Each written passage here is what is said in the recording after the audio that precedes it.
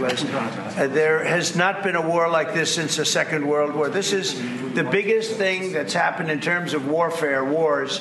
It's a whole new form of fighting. It's a drone fighting. It's a drone war. No, a drone war never existed before. And we're actually studying it from the standpoint of Pete Hegseth and everybody. We're studying it and studying it very carefully. This is a whole new form of war, but it's a violent war. Rusia se debería haber quedado ya sin municiones. A la opinión pública, al menos, se le ha metido esta historia gracias a la práctica unanimidad de los análisis elevados por Occidente al púlpito mediático. Bueno, en realidad parece que esto no es lo que ha ocurrido. Y ya van muchos y muy serios errores analíticos en Europa. Si atendemos a la realidad, desde el día en que se expandió el conflicto a gran escala en el año 2022 en Ucrania, la narrativa en la guerra por el discurso fue muy clara en Occidente. Rusia es un gigante con pies de barro. Solo es una plataforma petrolífera o gasística con el PIB de Italia. Y por lo tanto, no podría ser considerada gran potencia, ni podría soportar el peso de la resistencia militar ucraniana con el tiempo y tampoco el peso de las sanciones. Esta narrativa era esencial para dos cosas. En primer lugar, para hacer que permease en la sociedad la sensación de que valía la pena realizar esfuerzos en el coste de vida inmediato con el fin de cortar las relaciones con Rusia a un nivel que ni se sueña realizar, por ejemplo, con Israel, apoyando así los numerosos paquetes de sanciones contra Moscú. Y por otro lado, esta batalla por el discurso era importante para fomentar el gasto en defensa en la Unión Europea, para fomentar la remilitarización del continente y para fomentar también la escalada frente a Rusia y el esfuerzo de guerra, participando de manera subsidiaria del lado de Ucrania. Y la estrategia, bajo la premisa de la debilidad rusa, podía dar frutos y, como se ha dicho, pues valdría la pena para lograr aquellos objetivos. Era importante, por tanto, que Rusia fuera derrotada. No se debía tolerar la diplomacia si ello implicaba concesiones a Moscú que se pudieran evitar, aunque implicase un mayor coste para Ucrania a futuro. Sin embargo, el error de cálculo sobre la implicación en una guerra tan costosa para el continente vino precisamente de la falsedad abierta y clara de esos análisis iniciales. Rusia no se iba a quedar sin municiones en un par de semanas o meses, como se decía al principio. El complejo militar industrial encendió los motores y, durante ese tiempo, se demostró que los arsenales eran amplios y que el aislamiento no era tan eficaz, ya que Irán y, posteriormente, Corea del Norte demostraron una capacidad productiva que rivalizaba con la propia Europa y a la que se le sumaba la capacidad rusa.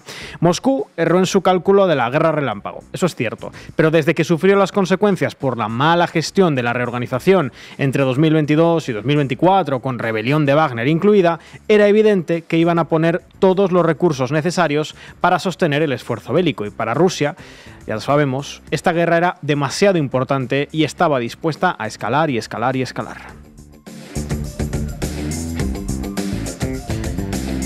¿Y por qué?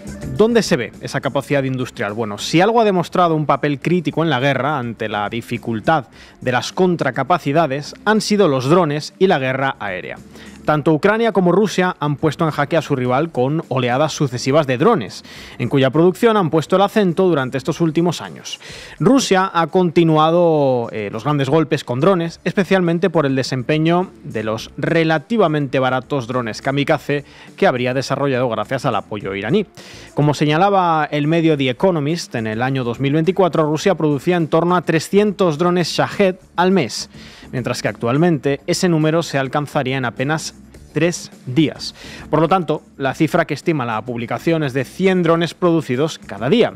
Y el complejo industrial ruso ya lleva bastante tiempo dejando la narrativa occidental en evidencia. El propio secretario general de la OTAN habría señalado la producción de municiones de artillería rusa en niveles que triplicarían a la Unión Europea y a Estados Unidos juntos. Retomando la información de The Economist, sus fuentes de inteligencia ucranianas hablaban de que la producción de los Shahed podría alcanzar los 500 drones al día, posibilitando que lleguemos a ver más de 1000 ataques cada día en algún momento de la guerra. Para empezar, al final del mes de mayo del 2025 ya se vieron unas oleadas masivas con unos 900 drones y 100 misiles contra Ucrania en apenas 3 días, incluyendo el uso de 350 drones en un solo día. Estas cifras suponen que Rusia está escalando claramente su uso de la guerra aérea y de los drones. pero también su producción, lógicamente. Bueno, esto lo contaba el analista Alejandro López en Diario Red hace no mucho. Hoy en La Base Agosto hablamos de guerra y hablamos también de drones. Bienvenidos y bienvenidas. La Base.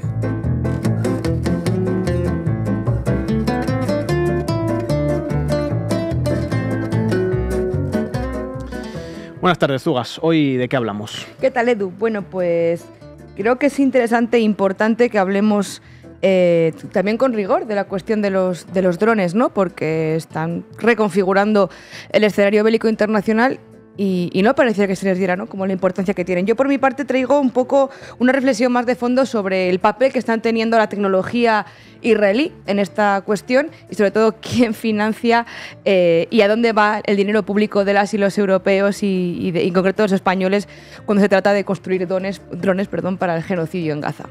Y hoy contaremos además con Aitor Saiz Laseras, historiador y autor en Operativamente sobre fuentes para el estudio de doctrinas y temas militares. Arrancamos, Xavi.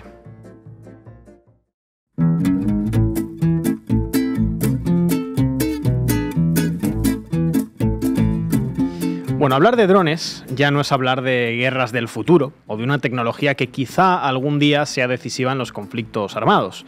Eso sería como decir en 2025 que las redes sociales podrían llegar a condicionar la vida política y la vida social.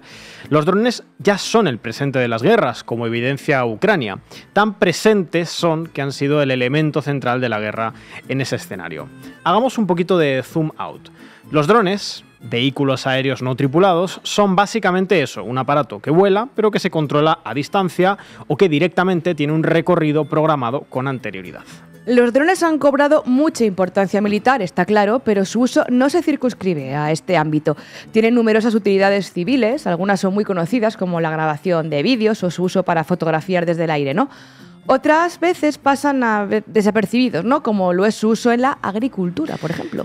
La tecnología de los drones es bastante dinámica, está en desarrollo, evidentemente, pero también está ya bastante asentada. Aunque hay registros de drones desde inicios del siglo XX, evidentemente modelos pues bastante rudimentarios y sin ninguna utilidad real más allá de su exotismo, en la Segunda Guerra Mundial ya hubo algún que otro experimento que empezó a definir su valía en combate. Se crearon bombas guiadas a distancia y se utilizaron drones como blancos móviles en prácticas de tiro de varios ejércitos. Y ya en la década de los 50, en el frenesí de posguerra, Estados Unidos empezó a fabricarlos en serie. Ahí ya la cosa empezó a ganar dimensión, pues el tío Sam usaba drones en misiones de espionaje de forma que pudieran hacer fotos en zonas de alto riesgo. Exacto, hablamos de zonas donde enviar una nave tripulada sería muy arriesgado, por lo que enviar un dron se convirtió en la mejor opción desde cualquier punto de vista. Era más barato, era más eficaz porque era más pequeño y además si era detectado y derribado pues el coste era casi nulo. Nadie moría y sin duda reponer un dron es infinitamente más barato que reponer una nave que sí necesite tripulación. Después, en el sudeste asiático, el uso de drones dio otro salto. Se había probado ya en China, pero fue Vietnam, con la guerra imperialista de Estados Unidos allí, el primer escenario grande de verdad de protagonismo de los drones. Los vuelos de estos drones eran bastante regulares y también lo eran sus derribos. El que ve en la imagen el Ryan Model 147 Lightning Bug, el dron usado en Vietnam por el ejército norteamericano, tuvo una veintena de versiones distintas que cumplían objetivos distintos. Algunas volaban a poca altura y espiaban, otras volaban más alto y dejaban caer propaganda. En fin, que Vietnam fue un poco el bautismo de fuego de los drones como arma de guerra. Pero volvamos al 2025. Hoy quizá lo primero que conviene destacar es que Rusia ha pasado de ser un actor sin mucho peso en esta industria a ser uno de los países punteros. Han invertido muchísimo en su programa de drones y hoy en día la guerra de Ucrania tiene mucho de carrera entre Rusia y Ucrania en este sentido. A Ucrania, evidentemente, la apoyan Estados Unidos y Europa con su propia tecnología. Hablaremos de esto con nuestro invitado en un ratito. Y no es el primer conflicto, no. Ya lo vimos en 2020 durante la guerra de Nagorno-Karabaj, cuando Azerbaiyán dio un uso determinante, de verdad, determinante a los drones en aquella guerra. Ojo, no es que los drones sean un arma mágica que gane batallas por sí sola, pero lo que sí está claro es que son una herramienta estratégica de primer orden, ¿eh? Y si hablamos de drones, lo primero que se nos viene a la cabeza son los drones aéreos, que están bastante más avanzados que los terrestres o los navales, que existen también, ¿eh? Los drones aéreos se han vuelto una parte esencial de las Fuerzas Armadas en todo el mundo. ¿Y por qué? Bueno, pues veamos, su rol en conflictos es ya crucial, desde tareas de vigilancia hasta ataques de precisión. Y definitivamente, sin ninguna duda, vale la pena mirar de cerca cómo funcionan y por qué están siendo tan populares en varias de las Fuerzas Armadas en el mundo. Si hablamos de los aéreos, pues los más accesibles son claramente los cuadricópteros civiles. Son pequeños, tienen una autonomía limitada y para controlarlos basta con una consola o incluso un móvil. Escalofríos, la verdad. Originalmente eran para uso recreativo, pero hoy en día los encontramos también en ejércitos a puñados. En Ucrania, por ejemplo, se usan constantemente para observar y corregir disparos de artillería. Y no es para menos, la verdad. Son súper baratos y son muy fáciles de conseguir, lo que los hace ideales para ejércitos con poco presupuesto o, como en el caso ucraniano, con mucha necesidad de recursos para la guerra. Y todo depende, además, del uso específico que se les dé, porque en muchos casos estos mismos drones pueden ser modificados, como les decíamos, precisamente para cargar explosivos, siempre que no sean muy grandes, ¿no? Técnicamente, podríamos hablar de ellos en cierta medida como bombarderos caseros en miniatura. A ver, no son un antes y un después en términos de poder destructivo, evidentemente, pero por un costo bajísimo y con una maniobrabilidad bastante elevada, son de gran ayuda para los ejércitos. Su ventaja principal es la obvia. Pueden atacar o llevar a cabo otras tareas sin arriesgar la vida de los soldados. En Ucrania, por ejemplo, los están usando mucho para desactivar amenazas específicas. Exacto, y ojo, que también hay modelos diseñados exclusivamente para el ámbito militar, evidentemente, porque al final se está desarrollando una verdadera industria de la guerra centrada en los drones. Pensemos en el Hugin X1 o en el Black Hornet. A ver, son más caros, claro, pero ofrecen una fiabilidad que los drones civiles no tienen. El Black Hornet, por ejemplo, cuesta unos $195.000. Aquí ya hablamos de otros precios, evidentemente. Se desarrollan drones específicamente enfocados a la industria de la guerra, no solo por su mayor capacidad destructiva, sino porque hace falta elevar su resistencia a ciberataques. Y eso normalmente no te lo ofrece un dron más bien simplón, que muy a menudo se controla con apps que son fácilmente hackeables. Raven, por ejemplo, es un paradigma de esto que estoy comentando. Y pasemos a los grandes drones, los de dimensiones ya muy superiores, esos que parecen pues prácticamente aviones, con una autonomía tremenda y capaces de volar a altitudes altísimas. Son los más caros, evidentemente, pero cuando se trata de realizar misiones de inteligencia o de vigilancia son imposibles de sustituir. Son, por ejemplo, el MQ-9 Reaper de los Estados Unidos, con capacidad de atacar a larga distancia con mucha precisión, que se ha usado incluso contra Al-Qaeda. Y hay más, de todas formas. Están, por ejemplo, los drones kamikaze, los Shahed-136 de Irán. Son económicos, son fáciles de producir y se lanzan en masa. La idea es saturar las defensas aéreas enemigas y, aunque no son tan destructivos como los grandes drones, pueden hacer mucho daño, especialmente en áreas con mucha protección aérea, como Israel.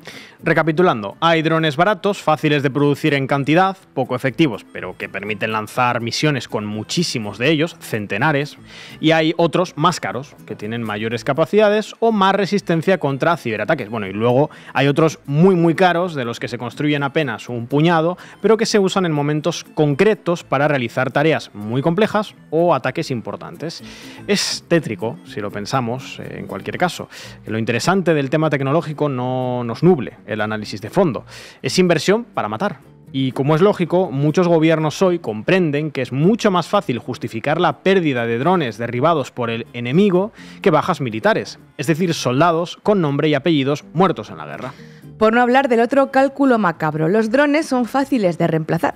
Si cae uno, simplemente se fabrica otro. En el caso de un soldado, la pérdida es irreparable para su familia, para sus amigos y además exige al ejército formar otro piloto de avión o otro soldado con años de experiencia. En fin, vaya, que no es lo mismo, evidentemente. En cuanto a la producción, el gigante de los drones es Estados Unidos. Qué sorpresa, vaya, el ejército más poderoso y el ejército más caro del mundo. No solo fabrica drones avanzados, como el MQ-9 Reaper, sino que también produce drones kamikaze, como el Switchblade, abasteciendo a numerosos países, como España.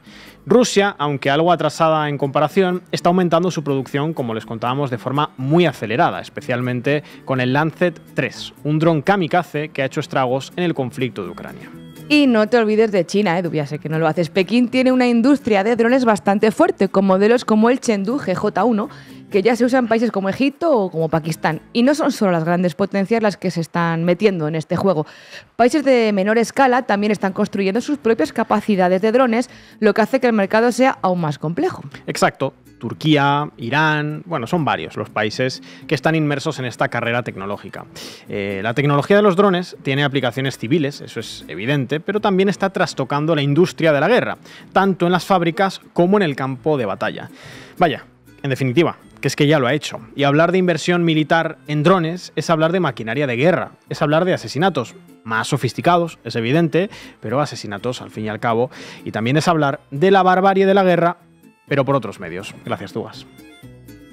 But we need a 400% increase in air and missile defense. We see in Ukraine how Russia delivers terror from above. So we will strengthen the shield that protects our skies. Our militaries also need thousands more armored vehicles and tanks, millions more artillery shells. And we must double our enabling capabilities, such as logistics, supply, transportation and medical support. Allies will invest in more warships and aircraft.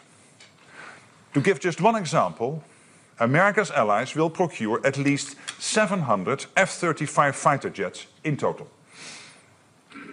We will also invest in more drones and long-range missile systems, and invest more in space and cyber capabilities. Dale, Tugas. Oh, vaya.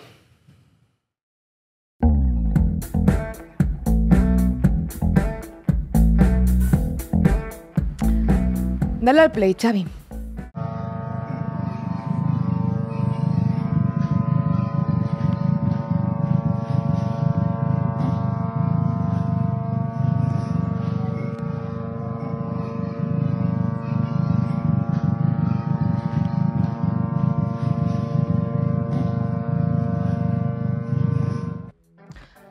Bueno, quizás esperaban ustedes otra cosa para arrancar una sección sobre drones, ¿verdad?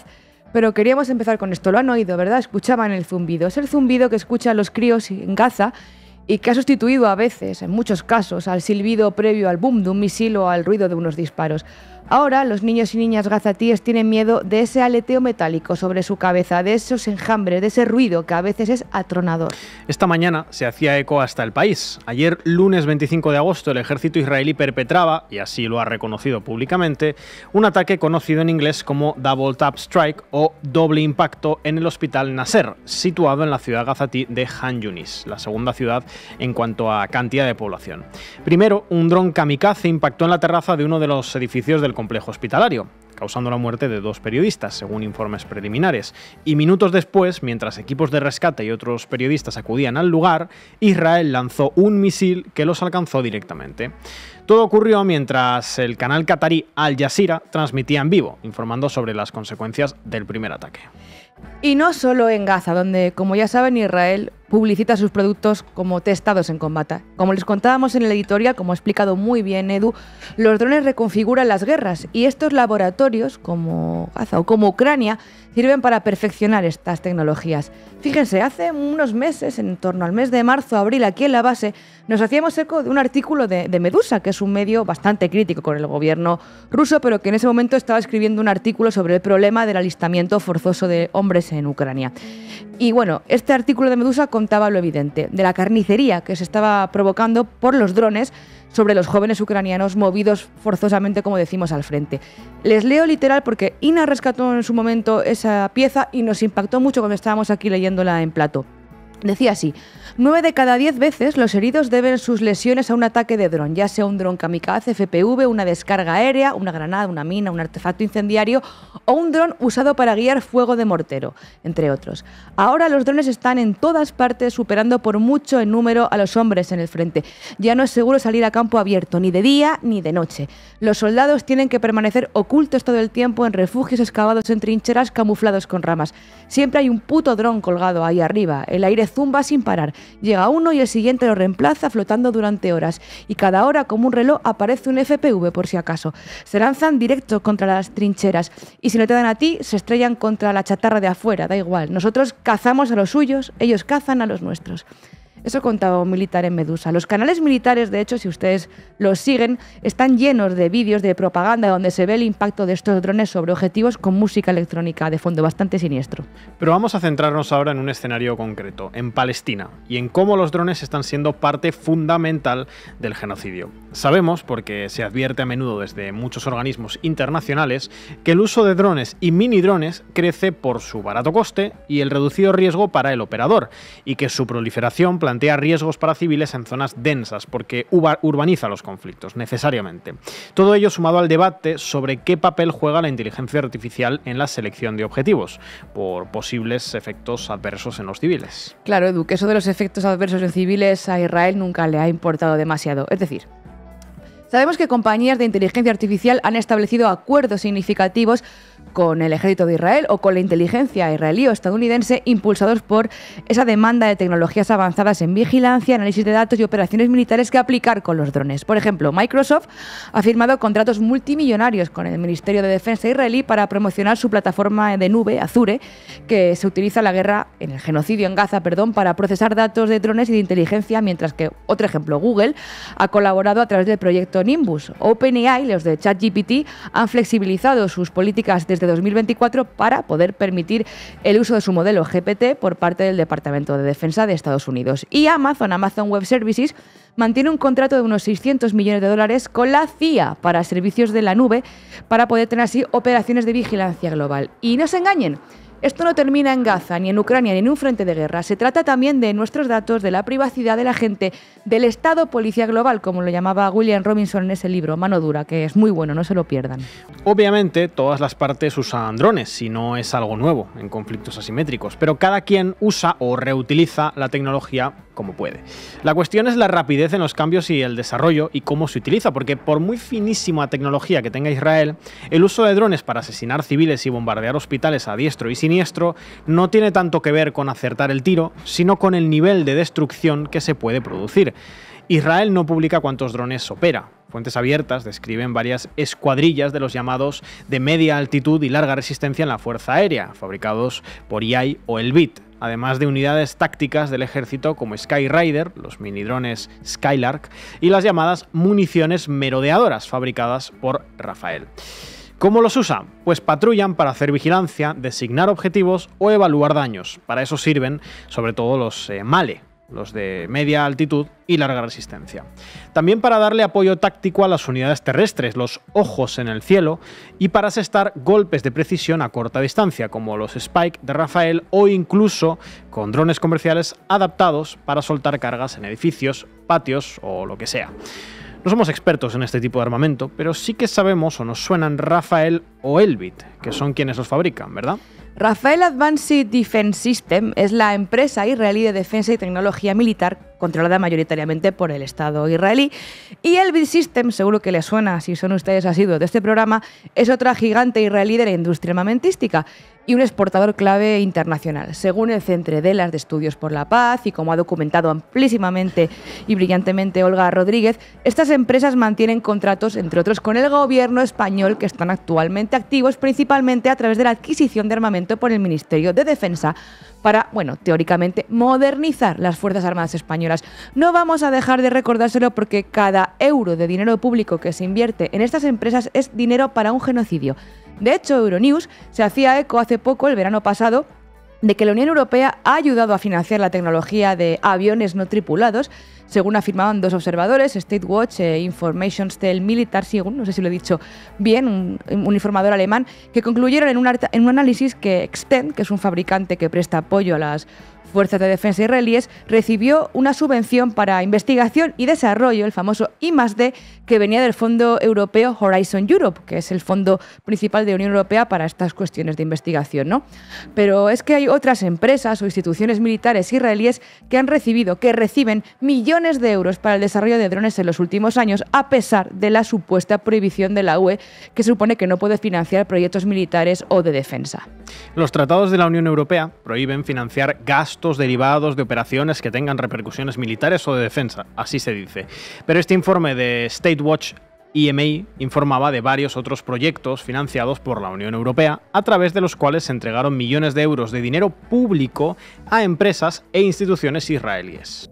Con datos de 2024, Israel recibía el 22% de estos fondos Horizon Europe, según denunció la ex europarlamentaria irlandesa Claire Daly. Para este programa presupuestario, Horizon se estima que además en el actual marco financiero plurianual habrá unos 1.800 millones de euros del erario público de la Unión Europea destinados a Israel para este programa. Para quien no le suene, Horizon Europe es la gran política pública de la que presume la Unión Europea, que sirve para financiar proyectos de ciencia, de desarrollo, universidades, investigaciones, I+D+I. Y lo hacen en el marco del acuerdo comercial Unión Europea-Israel. Por eso ese acuerdo comercial debería suspenderse de inmediato, porque ya ven para lo que sirve. Pero bueno, como sabrán ustedes, en la Unión Europea llevan meses pensando en hacerlo, pero en Bruselas pues no acaban de animarse. Siguen sin hacer realmente nada al respecto, ni que fuera en Rusia, claro. Volviendo a la cuestión, el hecho es que Israel tiene una avanzada industria de fabricación de drones y se están produciendo rápidos avances en este sector, desde pequeños aviones de reconocimiento hasta grandes sistemas de ataque capaces de ejecutar operaciones de combate más complejas. Y se están usando no para sofisticar la guerra, como intentan vendernos a menudo, sino para hacerla más letal y más cómoda para ellos. El ejército israelí ha intensificado sus asesinatos premeditados, sus ejecuciones extrajudiciales y sus asesinatos contra civiles palestinos a través de ataques directos con drones, como reportaba un informe de Euromed Monitor. Pero cuidado, que a Israel y a otros fabricantes de drones les sale competencia. Associated Press publicaba hace una semana lo siguiente, decía: Ucrania se está convirtiendo en el Silicon Valley de la defensa. Este medio visitaba Firepoint, una fábrica ucraniana, y admiraba el avance en las tecnologías de armamento ucranianas, afirmando, y cito textualmente, que poco después de la invasión rusa del 2022, cientos de empresas de defensa surgieron de la noche a la mañana. El gobierno ucraniano incentivó la innovación rebajando las regulaciones y facilitando que las nuevas empresas trabajasen directamente con las brigadas militares. Esto lo está escribiendo Associated Press, es un literal, ¿vale? Decía así: empresarios patriotas en metalurgia, construcción y tecnología de la información construyeron instalaciones para investigar y fabricar armas y municiones con énfasis en los drones. La guerra en curso les permite probar ideas casi inmediatamente en el campo de batalla y adaptarse rápidamente a las tácticas cambiantes de Rusia. También este artículo de Associated Press citaba a un exfuncionario europeo de defensa, que decía lo siguiente: creo que los mejores drones, o entre los mejores, son los drones ucranianos. Se trataba de Claude Chenouille, que es un exmilitar francés que ahora trabaja para un grupo comercial que se centra en la defensa. Eso sería otro tema. ¿Dónde van los exmilitares cuando dejan de servir y se van a la industria privada, ¿no? En fin, este militar francés decía: cuando termine la guerra en Ucrania, los drones ucranianos inundarán el mercado. En fin, quien a estas alturas no quiera ver, o está muy ciego o quiere estarlo. Las películas, los reportajes de un minuto en el telediario no reflejan la complejidad de un frente de guerra, eso está claro. Las guerras de los drones están cambiando la economía de las mismas guerras, las bajas y la psicología del combate, el uso de las TIC, el propio concepto de la retaguardia y de campo de batalla. Plantean un reto para las doctrinas militares y todo se cocina al final en la industria armamentística, esa que está en plena ebullición en estos tiempos de rearme.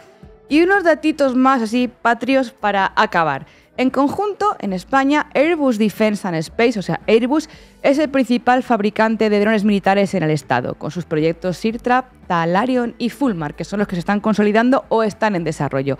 Y después le sigue Airtec con sus drones Tarsis. Airtec actualmente es parte de Indra, que ya saben que Indra está absorbiendo todo el sector porque tiene una nueva filial militar que aspira pues, a concentrar más poder y más contratos.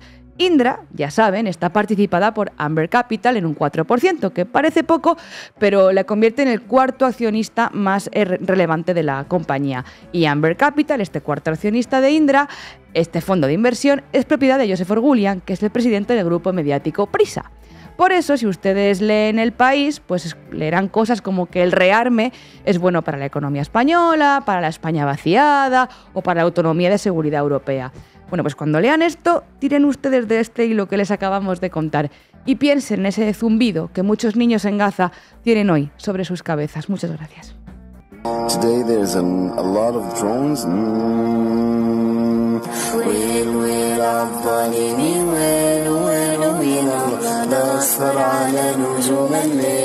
نناديله شيل يا زماني شيل حوطك برا دم الشهيد معطر بالليل يا ليلو وين وين الظالمين وين وين وين بصر على نجوم الليل نناديله شيل يا زماني شيل حوطك برا دم الشهيد معطر بالليل.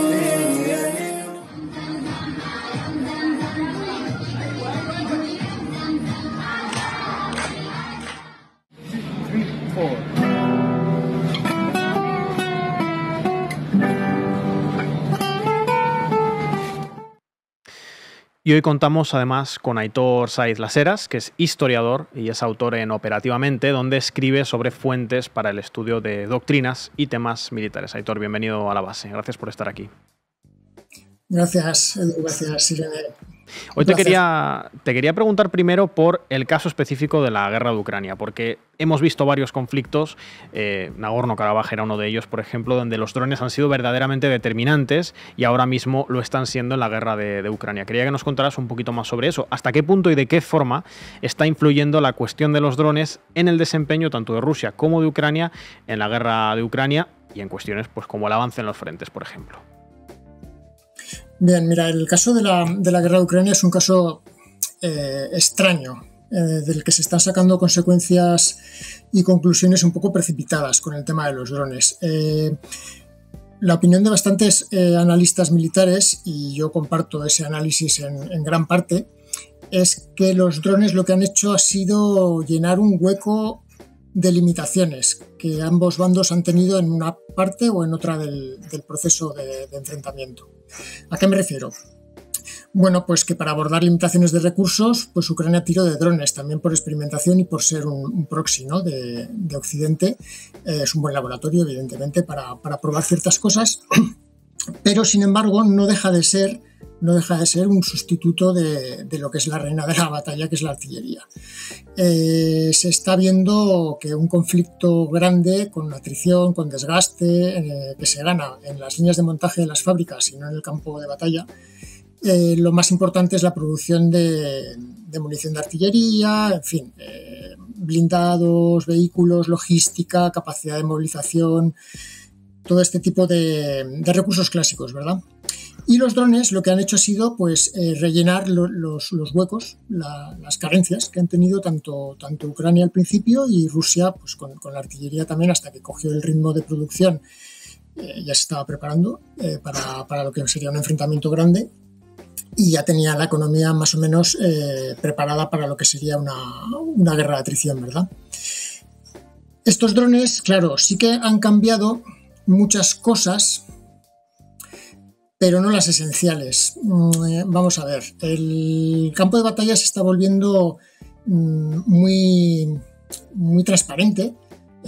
A nivel táctico están cambiando ciertos hábitos y ciertas costumbres de combate de las tropas, eso es evidente, pero, y esto es un gran pero, a nivel doctrinal y a nivel de aplicación de esto en el campo de batalla en pequeñito, con estos drones que estamos viendo, esta imagen de cuadracópteros y de drones con la visión de la cámara en primera persona y muchos aparatos artesanales y de fabricación civil, esto, integrarlo en la doctrina militar, integrarlo en la cadena de mando, en los fuegos que le llaman los militares, ¿no? Es decir, quién decide a dónde golpear, cómo golpear, más allá de un impacto oportunista, veo un camión, lo impacto, veo un blindado, lo impacto. Viene a ser lo que era un mortero en un pelotón de infantería o en una compañía. Vamos viendo cómo es una especie de artillería ligera de uso táctico y ahí sí que está teniendo ese uso.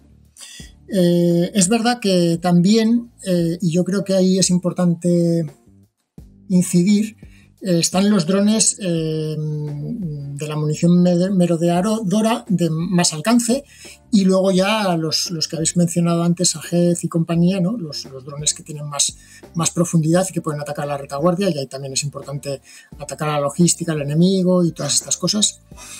Ahí sí que sí que es más importante el impacto que el de los drones pequeños, a largo plazo, quiero decir, ¿eh?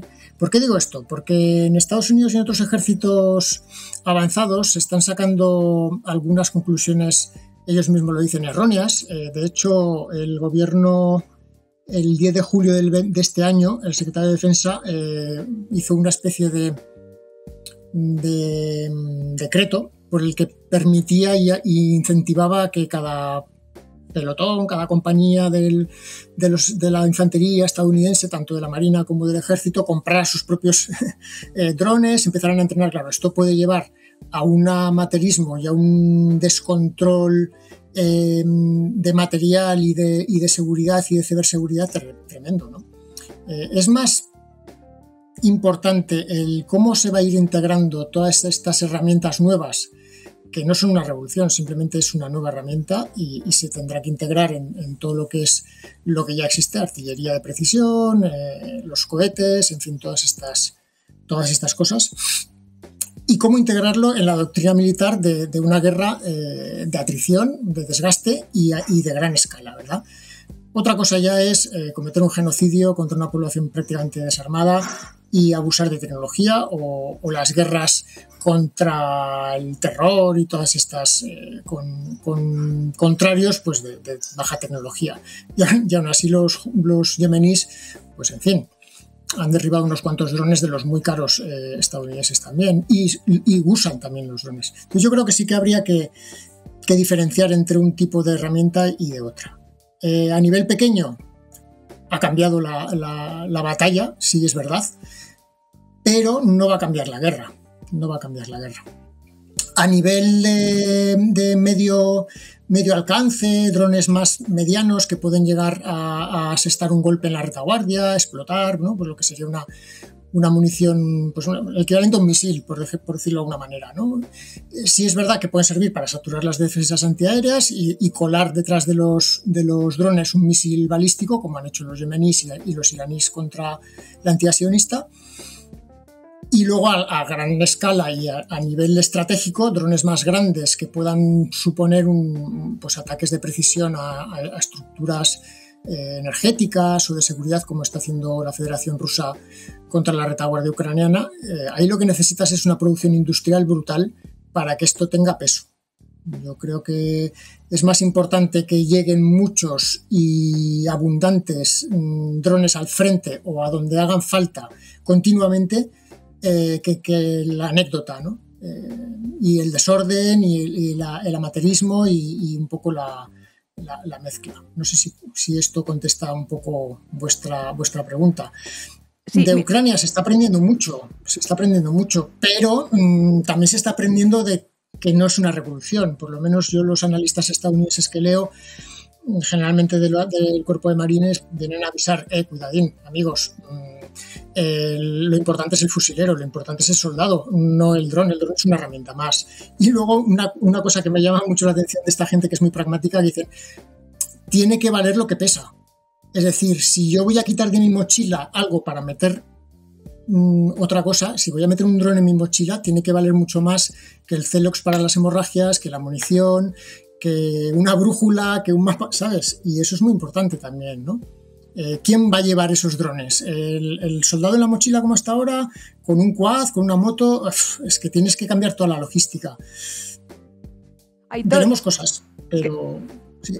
Aitor, perdona es que te quería enganchar justo con lo último que has comentado. Por cierto, encantada de tenerte aquí en la base y bienvenido. Entonces, ¿tú dirías que esta idea de que los drones están transformando completamente la doctrina militar y la estrategia de guerra en general quizás sea una exageración? Sí, yo creo que sí. A ver, yo creo que, como siempre, y hoy conversando con un compañero de estudios estratégicos, Luis Illanas, además experto en Turquía, del que mencionaremos Turquía porque sí que es importante en el mundo de los drones. Hay una cuestión que es los principios elementales y perdurables de la guerra y de la guerra de desgaste y de la producción industrial y de la movilización total, y luego las innovaciones tecnológicas.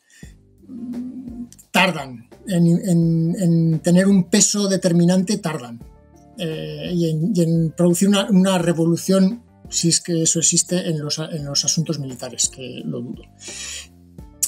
Por eso, la gente más sensata lo que hace son unos estudios realistas, o intentan comprender de manera realistas las limitaciones de estas nuevas herramientas. Y bueno, evidentemente, pues una tasa de éxito de un 80%, si el otro no tiene contramedidas, está muy bien, pero es que si tienes contramedidas electrónicas, baja un 40%, y si tienes contramedidas electrónicas y un sistema antiaéreo analógico de andar por casa, baja el 10% la eficacia, con lo cual ya merece la pena meterlo en la mochila o no. Igual es mejor idea seguir tirando del mortero o no. ¿Quién sabe usar este aparato? Tenemos que formarnos todos los del pelotón en formarlo. Tenemos uno, va a ser como el que lleva la ametralladora. Los cambios se verán cuando se vaya integrando la herramienta a todas las escalas de combate, ¿verdad? Y eso tarda tiempo.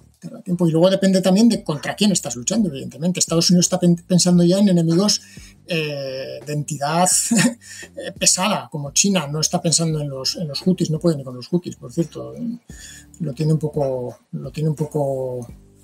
Tiene que actualizar muchas cosas si quiere enfrentarse a un ejército de verdad. Y lo estamos viendo en Ucrania. La OTAN tiene unas limitaciones doctrinales muy severas cuando se enfrenta a un ejército de verdad. Muchas gracias, Aitor, por habernos atendido hoy en la base Agosto. Una intervención enormemente interesante. Llegamos al final del programa. Recuerden hacerse socios y socias de Canal Red en apoya.canalred.tv o en el QR que aparece en sus pantallas. Les dejamos con un tema de Nina, 99 Red Balloons. Hasta mañana.